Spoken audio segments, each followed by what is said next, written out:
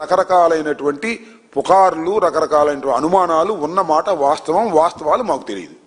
తెలిస్తే మీరు చెప్పండి, లేకపోతే ఆయన పవన్ కళ్యాణ్ గారిని చెప్పమనండి. ఓకే,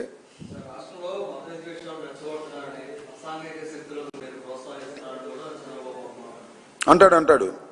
మత విద్వేషాలు ఎవరు రెచ్చగొడుతున్నారు? వర్గాలను ఎవరు రెచ్చగొడుతున్నారు? చంద్రబాబు నాయుడు గారు మీరు కాదు, మొత్తం టోటల్ పోలీసింగ్ అంతా వదిలేసి ఇవాళ మా మీద పడి మీరు మాట్లాడేటువంటి కార్యక్రమం చేస్తున్నారు. అలాంటి చేయవలసిన అవసరం మాకు లేదు. బాధితుల తరపున మేము పోరాడతాం.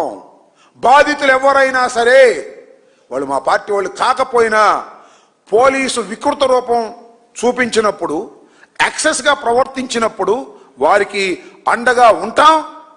రాజ్యాంగబద్ధంగా నడుచుకునేటువంటి ప్రభుత్వాన్ని రాజ్యాంగబద్ధంగా నడిపించేందుకు మా ప్రయత్నాలు అన్నీ చేస్తామని కూడా ఈ సందర్భంగా నేను చెప్పదలుచుకున్నాను.